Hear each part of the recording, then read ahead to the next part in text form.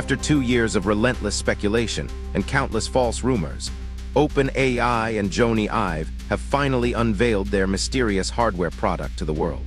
The device is a metal donut roughly the size of a hockey puck, with no screen, no keyboard, and a hole running through its center. This revelation arrived during an extraordinarily chaotic week at OpenAI, marked by product launches, legal battles, and intense corporate drama. Mark Gurman at Bloomberg, known for his impeccable Apple leaks, broke the story in the early morning hours, finally confirming what insiders had speculated. For over 2 years, the product morphed between different forms: a ring, a pendant, a pen, glasses, each rumor contradicting the last one. The device is designed to be held in one hand and operates entirely on battery power, completely wireless and portable throughout your home. The hardware features a split design with the main speaker unit and a separate charging base where the device sits when not in use. Instead of a display screen, the device includes multiple microphones, high-quality speakers, status indicator lights, and environmental sensors. An ultra-wide-angle camera inside the device lets it see your environment, understanding context without you having to describe what's around you.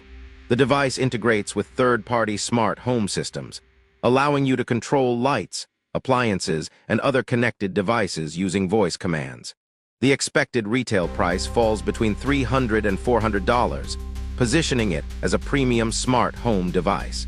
Jony Ive's design philosophy emphasizes portability and accessibility, drawing from his iconic work on the iPhone and original iMac. The metal donut shape includes a subtle carrying feature, engineered so users naturally grab it from furniture and move it between rooms effortlessly. Inside the metal ring, mechanical components physically shift and move when the device is listening, thinking, or responding to your voice. Integrated status lights change in sync with the mechanical movement, providing clear visual feedback about what the device is currently doing. This design directly addresses the fundamental problem with every existing smart speaker: talking to a lifeless object that shows no signs of engagement. Unlike Alexa, Google Assistant, or Siri, this device runs full ChatGPT in real-time mode, always half a second away from responding.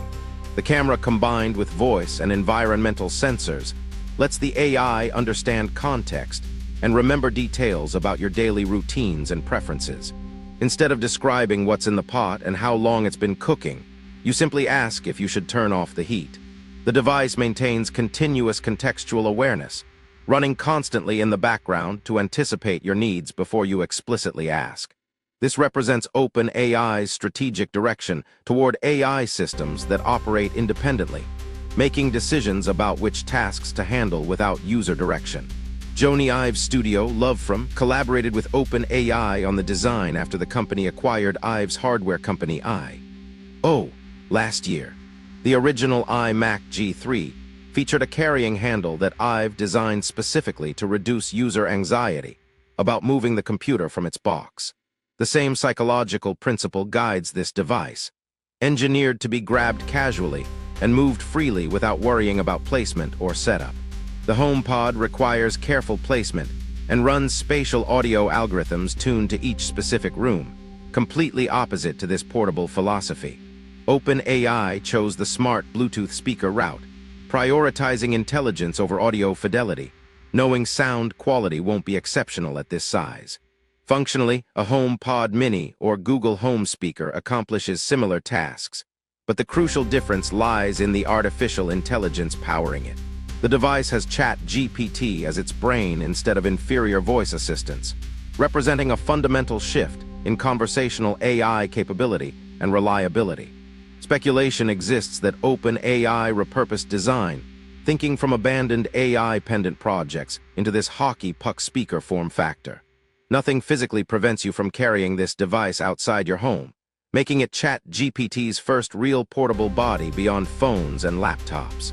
Apple has filed a significant trade secret lawsuit against OpenAI, alleging stolen information about manufacturing processes and supply chain partnerships. The lawsuit specifically alleges that OpenAI contacted Apple's long-term suppliers, requesting proprietary metal surface treatment techniques, suspiciously similar to Apple's own methods. This speaker may utilize exactly those kinds of proprietary metal processes, making the lawsuit's core allegations potentially damaging if proven true.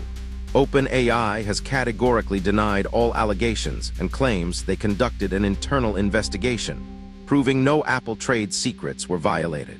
OpenAI filed a motion to dismiss, asserting they're building completely new products entirely different from anything Apple currently manufactures.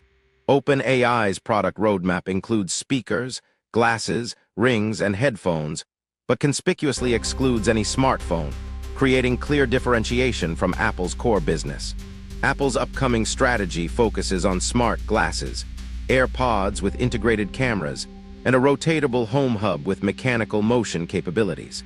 Every product on both companies' roadmaps overlaps, except for smartphones, yet Apple carries the burden of integrating inferior Siri into each device.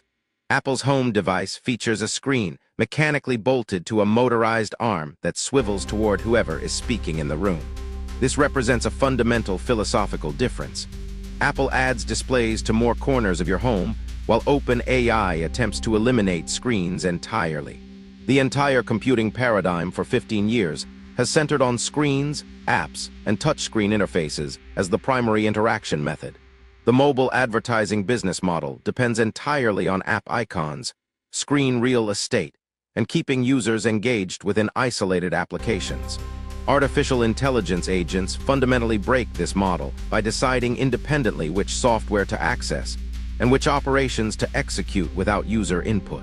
If an AI system decides which app to use and what information to retrieve, individual app interfaces become obsolete and unnecessary. OpenAI's vision of an AI-first computer means a device that listens, observes, remembers, and acts independently without requiring user initiation. The traditional smartphone workflow, unlocking, opening ChatGPT, typing prompts, represents outdated mobile-era rituals that AI-native systems should eliminate entirely. AI Plus means adding intelligence as a feature to existing hardware, where you deliberately activate the tool and wait for responses. AI native inverts this completely. The model itself becomes the interaction, transforming the device from an entry point into an environmental presence. Once interaction models shift, hardware becomes the constraint that determines what kinds of interactions are even possible in the first place. Every major computing platform shift moves the entry point. Desktops used browsers, mobile used app grids, and voice agents use natural language. When entry points shift, distribution channels, product design methodologies, and monetary value all get redistributed among new winners and losers. Humane's AI pin demonstrated that simply removing the screen does not automatically create the next computing platform or solve fundamental problems.